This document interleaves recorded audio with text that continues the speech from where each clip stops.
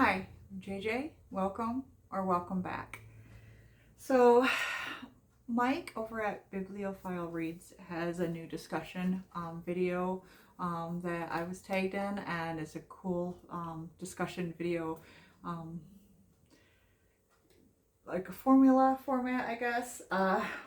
So he said, what 10 to 20 books, so of course I had to pick 20, would you recommend as like a starter library? So he said you have to have books from your own shelves, uh, something that you own, that you like. If somebody were coming around and kind of wanting to know what to read, you would hand them to you. And he said that they could be read or unread. So I did pick several, or most of them are unread, but they are representative of what my book taste is and what I would recommend to people.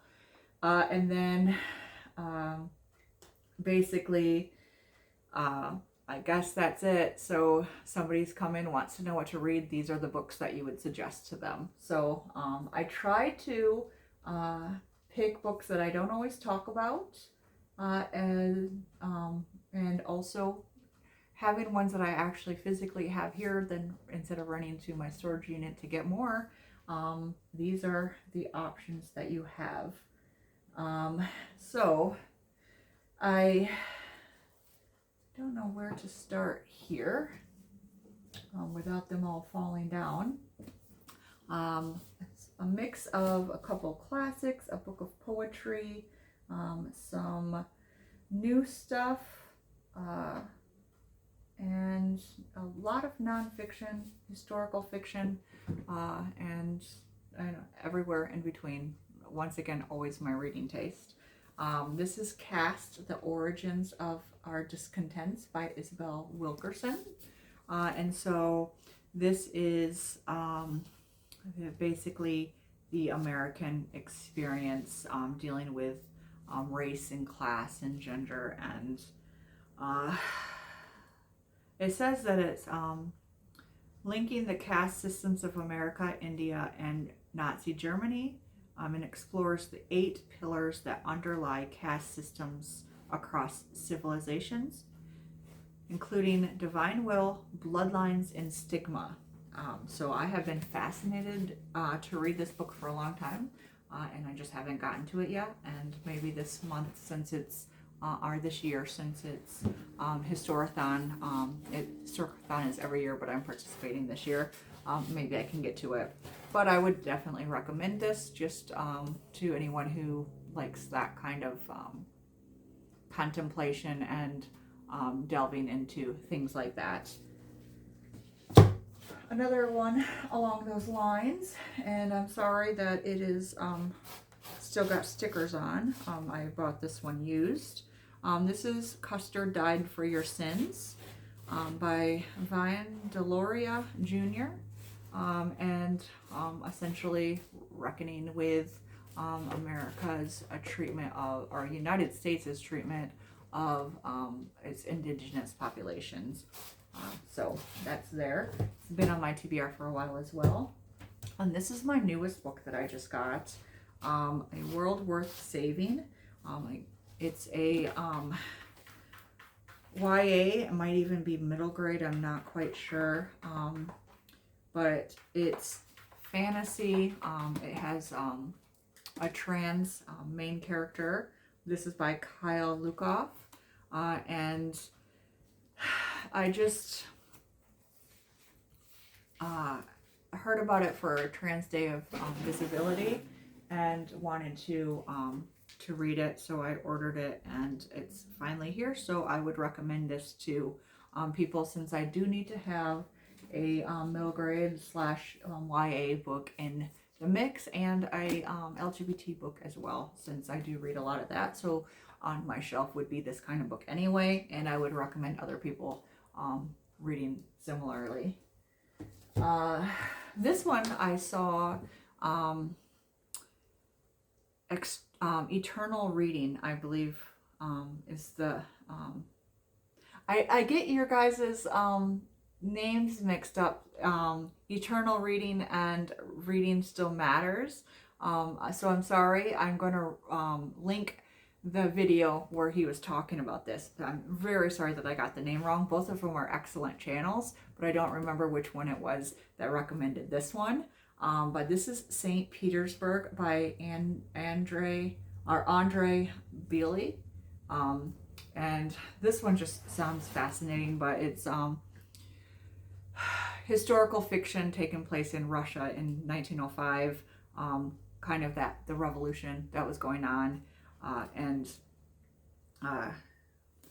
one of my examples of not just a classic but a translated fiction here to kind of represent the rest of my bookshelf. The Outsiders by S.E. Hinton. This one I actually have read, fascinated that she was so young when she wrote this, which is why it probably pops off the page, and you kind of really get in the psyche of the characters, and it feels like teenagers. It's just a really good YA classic. This one has been on my TBR for a while too. Homeseeking by Carissa Chen. And this will take place, I believe it was during the Tiananmen Square, but it's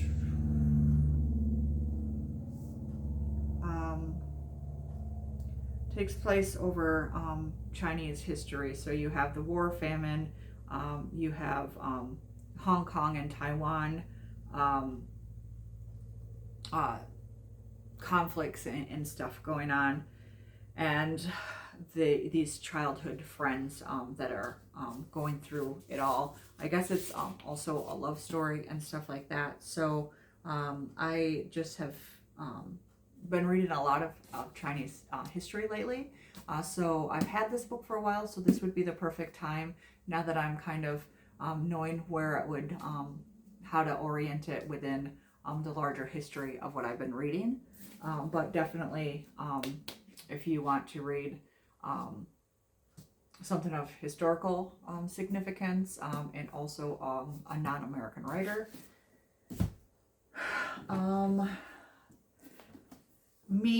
Stories of My Life, Katharine Hepburn's autobiography. I've had this for years and I've never read it, but I just recently watched a movie with Katharine Hepburn in it again, and it reignited my love for her as an actress. She is one of my all-time favorites.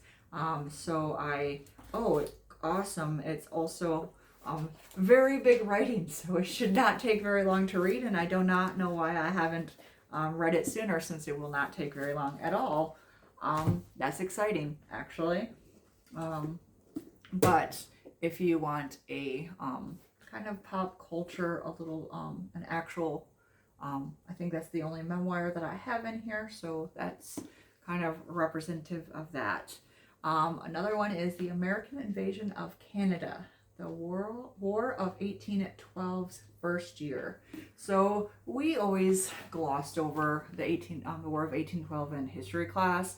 I recently, like a couple years ago, read a book about the War of 1812, but not how we invaded Canada.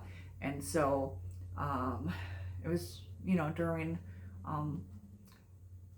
so England is trying to get rid of Napoleon and all that stuff. So the United States thought it would be the perfect time to start war and try to gain extra land. So they invaded Canada to try to get in there and get that land, thinking that it would be easy for us to do. So this is a history of that. Another one about war. This is World War II. When Paris Went Dark, The City of Light Under German Occupation by Ronald S. Rosenbottom. And this one was by Pierre Berton.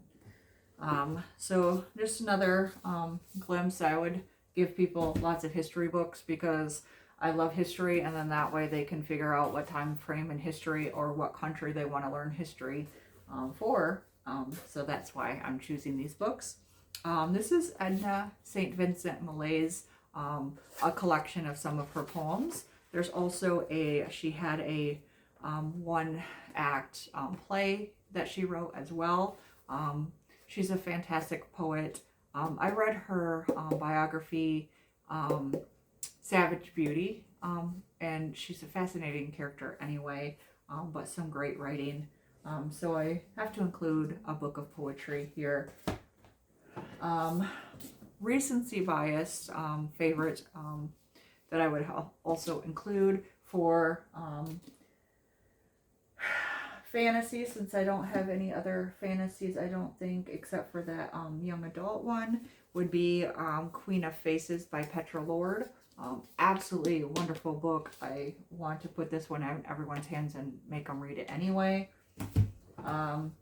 Another nonfiction, Arctic Dreams by Barry Lopez. I've been wanting to read this one forever, so when I give things to people, I would hope that they would want to talk to me about it, and then it would make me more inclined to read it quicker, so I would be ready. So that's another reason I'm choosing all of these books. So you didn't give much indication of why we're helping people, so that's my motive for helping someone start their library based on this tag. Another, since I don't have very many classics that I have copies of personally here without having to go to my storage unit, so one that I do have without always having to say Count of Monte Cristo is my other beautiful copy of this one is Les Miserables. I really did enjoy this book. It's very slow at times. Funnily, the stuff that I thought was slow at the time is stuff that fascinates me now. So rereading it, I would feel like that I would get a lot more out of it. So I would recommend it to somebody, especially if they're going to go and see the Broadway show, because reading it and then seeing it live is just, you get chills, and it's so beautiful. Great performance. So many of those songs make me cry. Another one, this one is A Fine Balance by Rahoton Mystery. Another historical fiction, translated. Let's see if I can find the translator here really quick.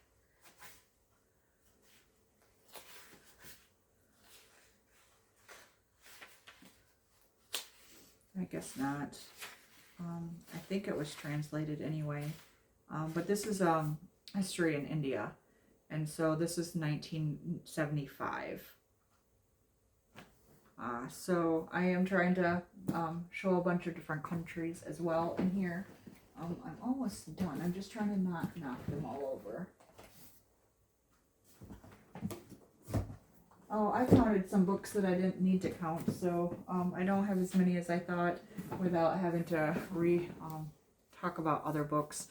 So the last one then is A Column of Fire, a Ken Follett one. I absolutely love Pillars of the Earth, and I actually have all his other books. I just haven't read them yet, and so this is one of them. And this one is 1558. So really exciting, dealing with Princess Elizabeth, and then you have the conflict with the Catholics and the Protestants and stuff. So this one I'm really looking forward to. I would make them read any of them, but this is the one that I grabbed to show you guys from my shelf. So those are the books that I have that I would make people have as a starter. Just basically a taste of some of my interests, and a way to show off books that I haven't talked about before a lot, so that maybe I can give you guys ideas, since the whole idea was to inspire somebody creating their own library. So I hope this helped, and I hope you enjoyed some of them. And if you have read any of them, especially the ones that I haven't read, which were most of them, please let me know if you enjoyed them, which ones you would recommend or not recommend so that I know if I should move them up my list or not. As always, thank you, Mike, for thinking of me when you're doing videos like this and for tagging me. Thank you for keeping the conversation going and always getting us all involved and creating tags like this. And as always, happy reading.